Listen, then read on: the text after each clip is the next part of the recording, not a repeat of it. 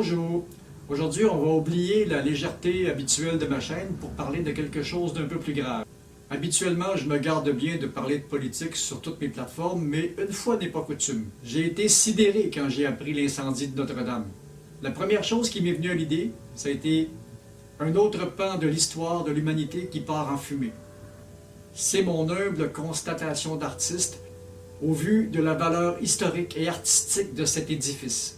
Notre-Dame a survécu et évolué au gré du travail des artisans et des architectes qui ont réalisé ce projet. Ce sont des milliers de personnes qui, de par leur labeur, ont édifié ce joyau architectural sur presque 200 ans d'histoire. Bien que l'édification de la cathédrale ait été commanditée par l'Église, c'est bien plus qu'un lieu de culte, c'est un lieu de rassemblement. À l'heure de la mondialisation, ce patrimoine est devenu trésor de l'humanité. C'est presque 1000 ans d'histoire qu'il faut préserver à tout prix, au même titre que tous les trésors architecturaux de la planète.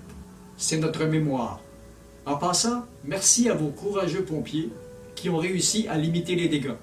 Par le passé, trop de réalisations à travers le monde sont tombées dans l'oubli et ont été dépecées.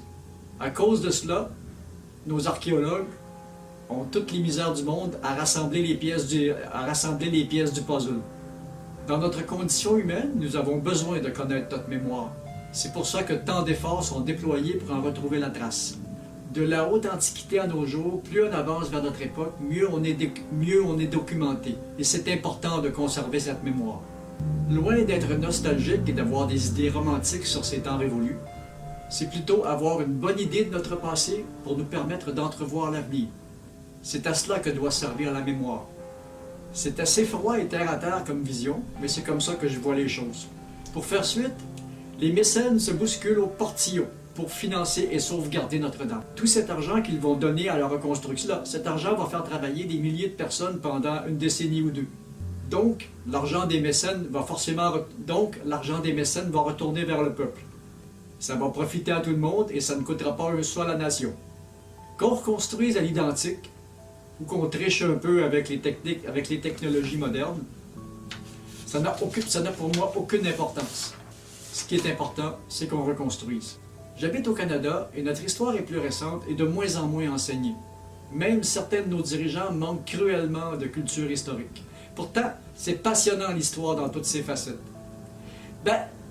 C'était ça pour aujourd'hui. C'était triste. Je compatis avec vous, cousins de la France.